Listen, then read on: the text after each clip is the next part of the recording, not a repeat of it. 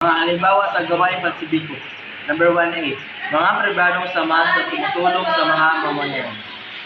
Gawad Kalinga.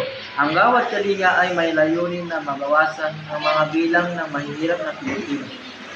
Naglalayo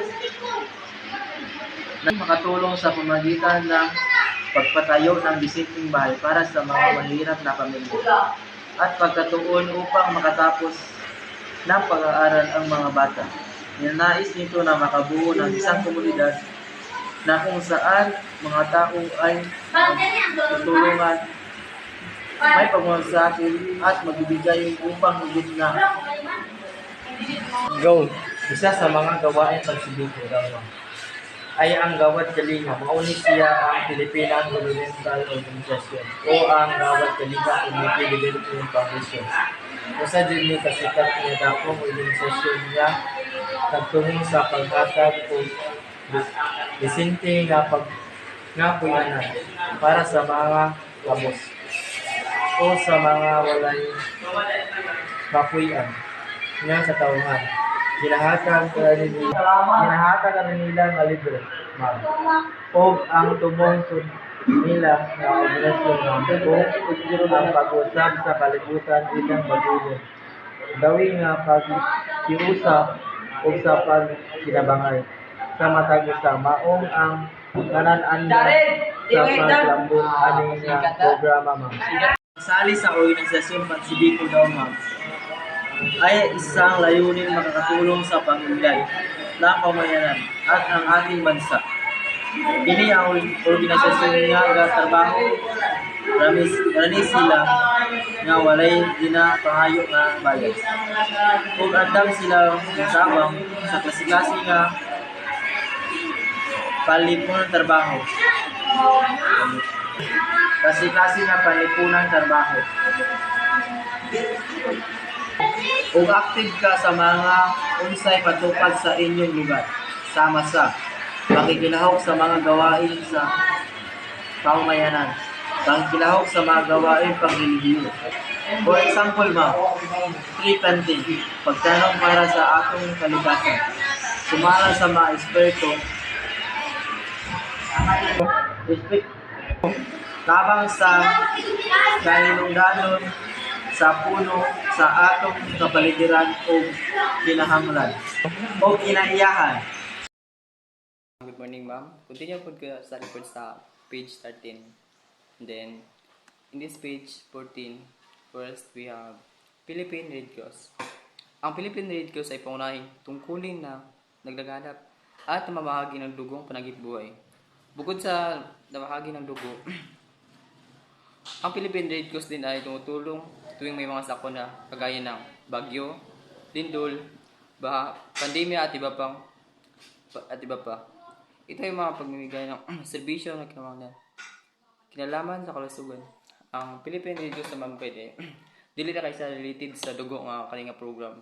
Pati na po sa mga tao nga nasalanta sa mga klase-klase nga mga sakuna, and then dapat igahatag og mga relief goods, ma'am. That's all. Example, ma'am, bagyo. Pag sa bagyo, ma'am, kay ang mga Philippine Red Cross sila ang pinakauna nga moadto sa mga sa usa ka lugar o asa na ako nang napektuhan sa bagyo.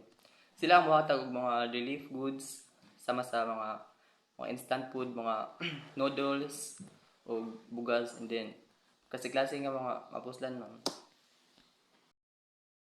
Pangalawa, yung Philippine Animal Welfare Society o PAWS. Ito ay isang organisasyon na may mga programang paghahayag na mapangalagaan at mabigyan ng proteksyon ng mga hayop. And then, nagbibigay ito ng saklolo sa mga hayop na nakaranas ng pagmamalupit at gawain na maaaring makasakit sa mga ito. Maaaring makatulong ang PAWS sa pamagitan ng pag-aampon ng mga hayop sa kanilang tirahan, maging volunteer at mag-donate upang matugunan ang mga pangailangan sa kanilang samahan. Pusigido din ang PAWS na mabigyan ng kaparusahan kung sino man ang lalabag sa mga karapatan ng mga hayop. For example, ma'am, is kanang ero. Once maka-experience og pagmalupit ang mga ero or bisag kung sa klase nga hayop, ma'am, kay rights ang PAWS or Philippine Animal Welfare Society nga parusahan ang tag-iya. And then nga ang tag-iya nga ilang makita nga gapasakit sa hayop, ma'am. And then kanisab nga programa, ma'am, may gahatag og kaapsay nga panginabuhi sa mga hayop, sa klase nga hayop, mga hayop. And then ug ang mga hayop nga ilang makita nga mga gasakit, ma'am, is ila kining adapon og atimanon. Once okay na, ma'am, ila na ning ibalik og dapat ni mamuyo nga hayop. And then mo nay rights ang hayop nga magpadaghan og di pasakitan. At panghuli ay ang bantay bata. Ang bantay bata ay tumutulong sa mga bata na nakaranas ng iba't ibang uri ng pag-aabuso. Dayunin nito mapagsilbihan at mabigyan ng proteksyon ang mga batang walang kakayahan upang alagaan ang kanilang sarili.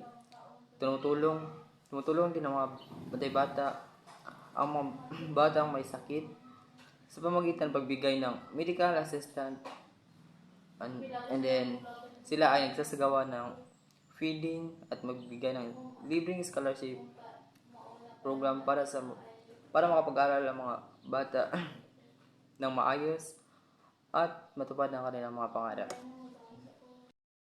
Kaya nga program ang kikitabang sa mga kabatanunan nga naka-experience o pang-abuso sa ilang mga ginikanan o mga relatives, ma'am. And then kanisab nga program ay para ma-maintain o i-maintain ang kaayuhan sa mga kabatanunan o saibod gawat na sila mga feeding para sa mga malnourished o libre nga scholarship para sa mga bata nga ipakita nila nga ang ilang klase-klase nga abilidad o untaan daw ang tanan ang karaganan para ani nga program na maghiusa. Because we were born equal and free. For example, ma'am, karang naisa ka bata nga ginabuso sa iyang mga magpapa. Nai-rights ang mga disability nga kwao ng bata o atimanon kini para mapalayo sa mga iyang ginikanan, ma'am. O ang mga bata nga nawadan og mga ginikanan, ma'am. Nai-rights ang mga disability nga kwao ng bata og atimanon. Hello ma'am, good morning. I am Angelique Vidreo at ito po ang continue sa aming report. At ang aking report ay nasa page 17 na number 2. Kailangan natin makikilahok sa mga gawaing pansilika. Tutulong tayo upang matiwasay ang ating pamayanan at hindi ito magkakawatak-watak. Like, kailangan natin ng disiplina. Hindi dapat mawawala ang disiplina sa atin para hindi tayo magkawatak. Ayan, minsan ay hindi nakakapabuti sa atin kung wala tayong ganyan. Maayos na pamayanan ay kailangan magkaroon ng maayos na pakikitungo at pakikiisa sa ating kapwa-tao. Ang paraan ito sa atin na kailangan tayo kailangan tayo magkikiisa sa ating bansa para mapaunlad natin ito. Mapaunlad natin ang ating bansa. Number 3, napapaunlad natin ang ating bansa. Napapaunlad natin ang bansa dahil sa ating pagkakais, sa ating mamamayan. Meron akong 3 uri pagpapaunlad ng ating bansa. Edukasyon. Ang edukasyon ay isa pa sa mga pinakamahalagang aspeto upang maunlad ang ating bansa. Pangalawa, pagkakaisa. Ang pagkakaisa ay isa pang mahalagang aspeto upang mapaunlad ang ating bansa. Pangatlo, pagtulong sa komunidad. Bilang kabataan, dapat din natin gawin ang ating bahagi upang magpagtulong sa ating bansa. Kailangan natin magtulong sa ating bansa upang mapaunlad natin ito at mapalago. At dyan lang nagtapos at maraming salamat. Goodbye!